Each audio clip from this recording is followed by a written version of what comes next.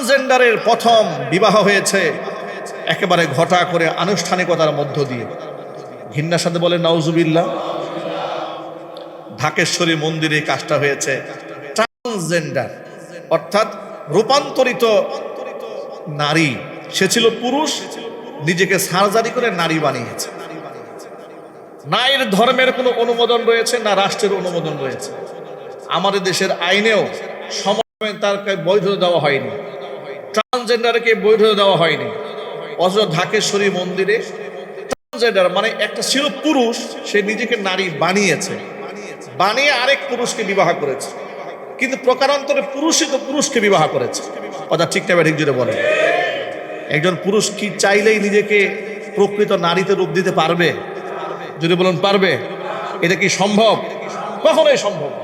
হয়তো কিছু অঙ্গ প্রত্যঙ্গের পরিবর্তন করে একটু নারী নারী মনে হবে, কিন্তু নারীত্বের পূর্ণ অঙ্গ প্রত্যঙ্গ একটা নারীর যে যা থাকে সেটা কখনোই একটা পুরুষ হওয়া সম্ভব নয়। কারণ গোটা পৃথিবীতে আল্লাহ তাআলা সব কিছু জুড়াই জুড়াই সৃষ্টি করেছেন, নারী আর পুরুষ। এটা কোরআন বলেছে, ইয়া আইয়ুহান নাসু ইন্না খালাকনাকুম মিন যাকারি ওয়া উনসা। আমি তোমাদেরকে সৃষ্টি করেছি নারী এবং পুরুষ। দুটো বলেন সুবহানাল্লাহ। সুতরাং ঢাকেশ্বরী মন্দিরেতে যা হয়েছে, ট্রান্সজেন্ডার সমকামীদের বিবাহ হয়েছে, এটা রাষ্ট্রীয় আইনেও অপরাধ, ধর্মীয় আইনেও অপরাধ। কিন্তু আশ্চর্যজনক ব্যাপার কি জানেন? গোটা বাংলাদেশের সুশীল সমাজ এটা নিয়ে পুরো নীরব। এত বড় রাষ্ট্রবিরোধী কাজ হয়েছে, এত বড় সমাজ বিধ্বংসী কাজ হয়েছে। ট্রান্সজেন্ডার রূপান্তরিত পুরুষ নারী হয়ে আরেক পুরুষকে বিবাহ করেছে, এমন জঘন্যতম সমকামিতা তারা প্রকাশ্যে করেছে। এটা নিয়ে রাষ্ট্রও নীরব, সুশীল সমাজও নীরব, সাংবাদিক সমাজও নীরব। আমরা ঘৃণা ভরে তাদের এই কর্মকাণ্ডকে প্রত্যাখ্যান করছি। সরকারকে বলবো, ঘটনা তদন্ত করে আগামী ভবিষ্যতে যেন এই ধরনের দৃশ্যতা কেউ দেখাতে না পারে। আপনারা এই সমাজকে সচেতন করুন, তাদের বিরুদ্ধে আইনানুগ ব্যবস্থা গ্রহণ করুন। মহান আল্লাহ তাআলা আমাদের সকলকে সচেতন থাকার তৌফিক দান করেন। যেখানে একজন পুরুষ হয়ে নারীর মতো লেবাস পোশাক পরায় হারাম, পুরুষ হয়ে নারীর লেবাস পরা কি? অনুরূপ নারী হয়ে পুরুষের লেবাস পরা কি? আপনি লেবাস তো দূরের কথা, আপনি ওদের মতো সামান্য একটা সাজসজ্জা গ্রহণ করাও হারাম। নবী করিম সাল্লাল্লাহু আলাইহি ওয়াসাল্লাম বলেছেন, আল্লাহ পাকের লানত ওই সমস্ত পুরুষদের উপরে, আল মুতাশাব্বিহিনা বিন নিসা, যারা নারীদের আকার আকৃতি ধারণ করে। অনুরূপভাবে ওই সমস্ত নারীদের উপর আল্লাহ পাকের লানত আল মুতাশাব্বিহাতি বির রিজাল, যে সমস্ত মহিলারা পুরুষদের বেশভূষা ধারণ করে।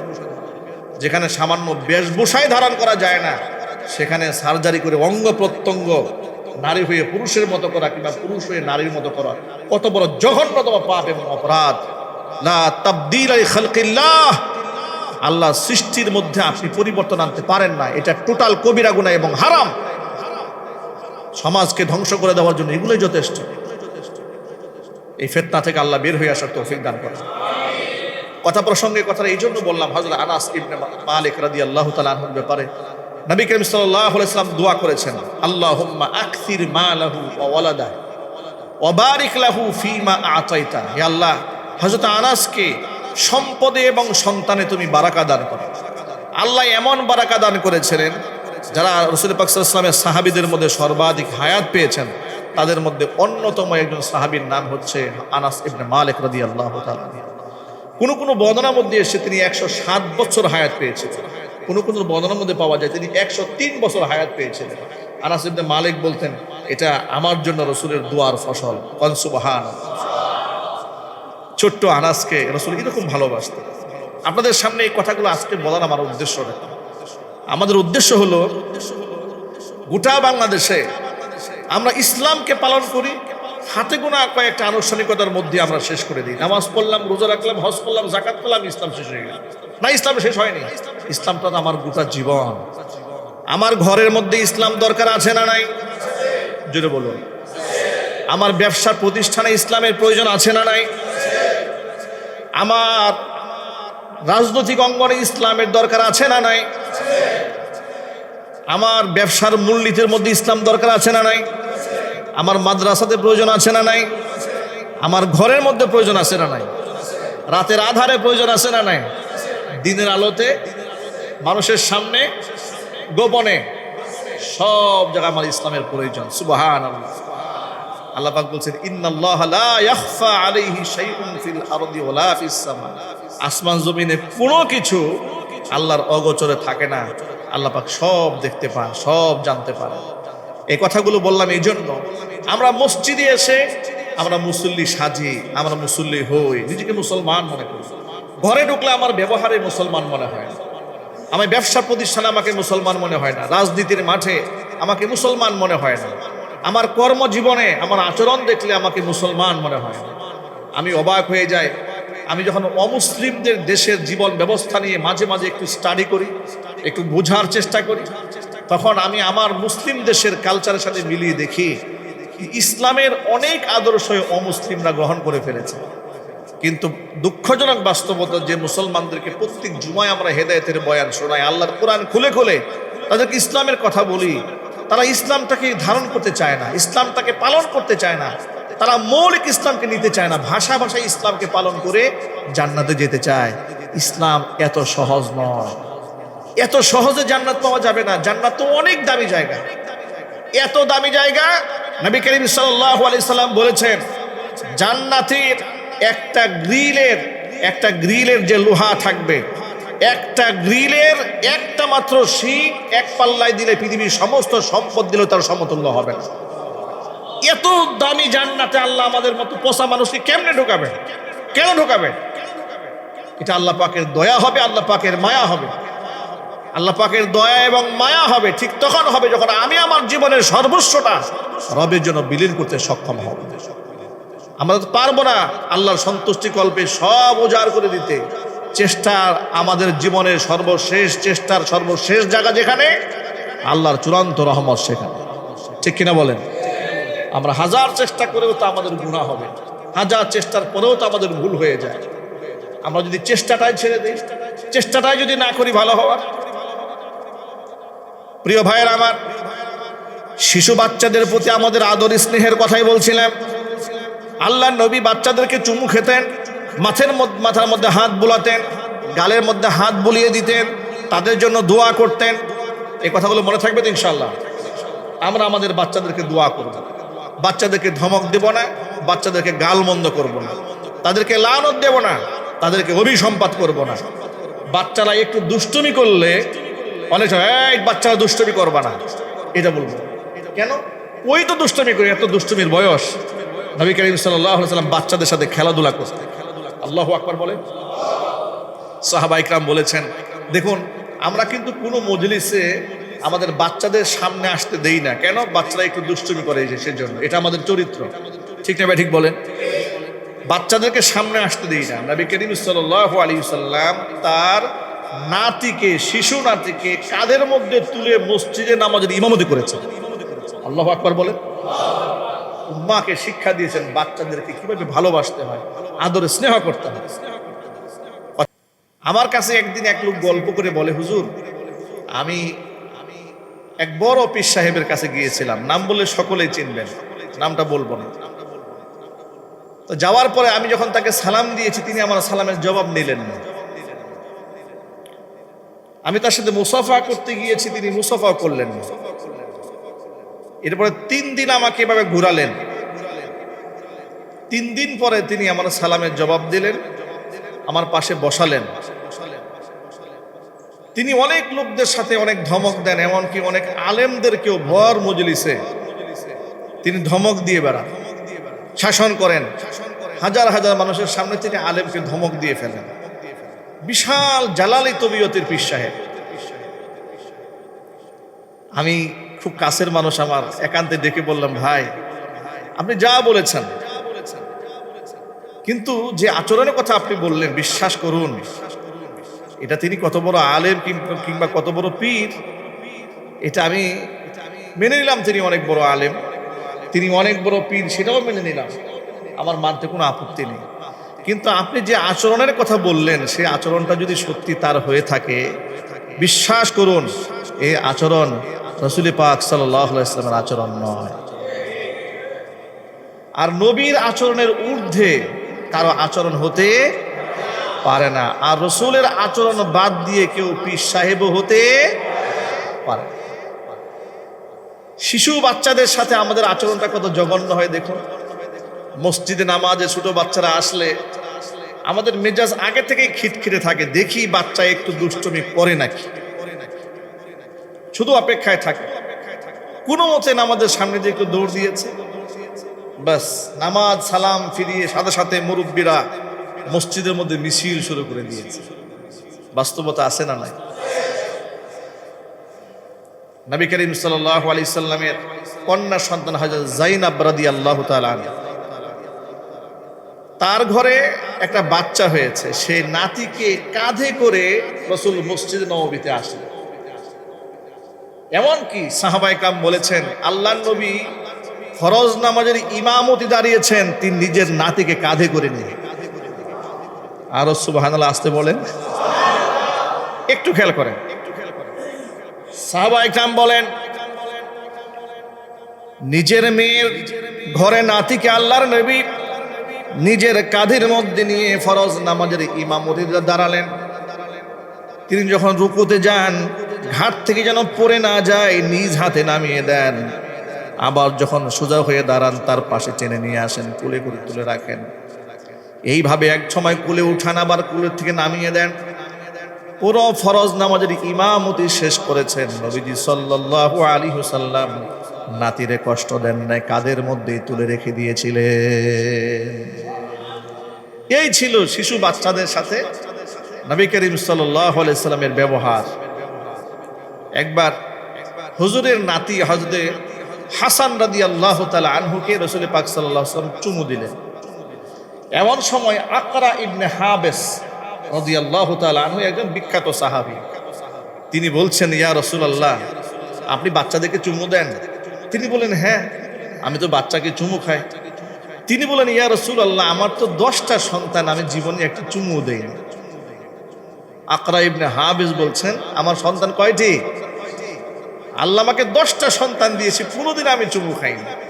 নবীজি সাল্লাল্লাহু আলাইহি ওয়াসাল্লাম জবাবে কি বললেন? হুজুর বললেন, ইন্নাহু মান লা ইয়ারহামু লা ইউরহামু, যে ব্যক্তি মানুষের উপর দয়া করে না, আল্লাহ পাক তার উপর দয়া করেন না। সুবহানাল্লাহ। তিনি হাসান রাদিয়াল্লাহু তাআলা আনহুকে চুমু খেয়েছেন। আরেকটি হাদিসের মধ্যে এসেছে, বিখ্যাত হাদিস, সাহাবায়ে কেরামের এক কাফিলা নিয়ে আল্লাহর নবী কোনো এক জায়গায় দাওয়াত খাওয়ার উদ্দেশ্যে রওনা হয়েছেন। ঘর থেকে বের হওয়ার পরে দেখতে পেলেন তার নাতি হুসাইন রাদিয়াল্লাহু তাআলা আনহু ছোটাছুটি করছেন, খেলাধুলা করছেন। হুসাইন রাদিয়াল্লাহু তাআলা আনহু কুলে নেওয়ার জন্য রাসূল এইভাবে হাত বাড়িয়েছেন, কুলে আস। ছোট মানুষ তো দেখবেন, বাচ্চাদেরকে কুলে উঠতে ডাক দিলে ওরা অনেক সময় কুলে না আসে দৌড়ায়, দৌড়াদৌড়ি করে না। আল্লাহর নবী সাল্লাল্লাহু আলাইহি ওয়াসাল্লাম তাদের কুলে নেওয়ার জন্য নানা ধরনের হাসির কথা বলতেছিলেন, সেজন্য কুলে চলে আসে। তা আসে না, অনেকক্ষণ পর সে কুলে এসেছে। এরপরে তিনি তার মুখের মধ্যে ধরলেন, ধরে ঠিক ঠোঁটের মধ্যে চুমু খেলেন।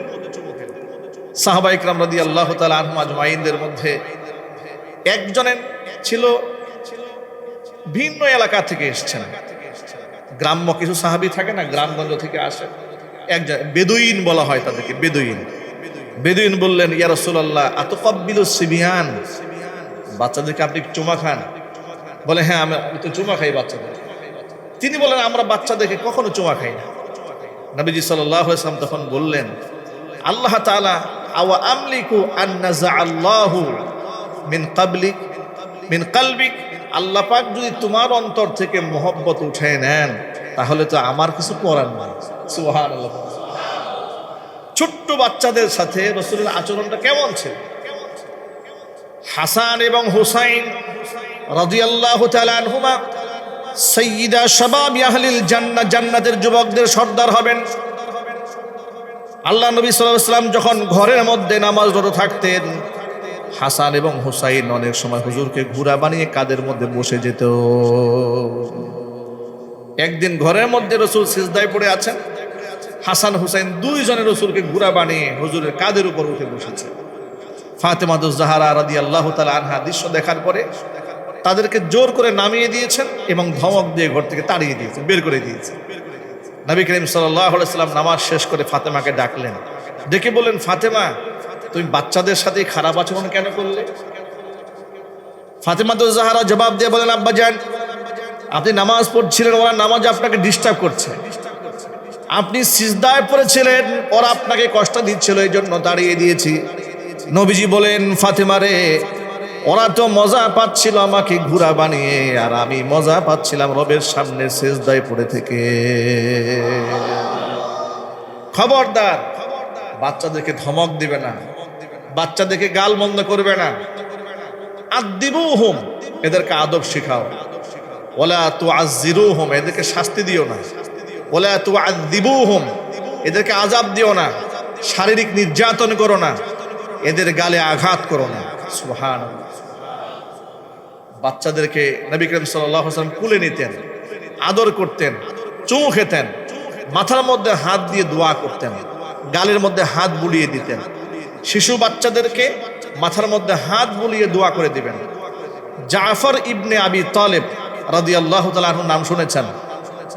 মুতার যুদ্ধে জাফর রাদিয়াল্লাহু তাআলা আনহু শহীদ হয়েছেন, অনেক লম্বা ইতিহাস।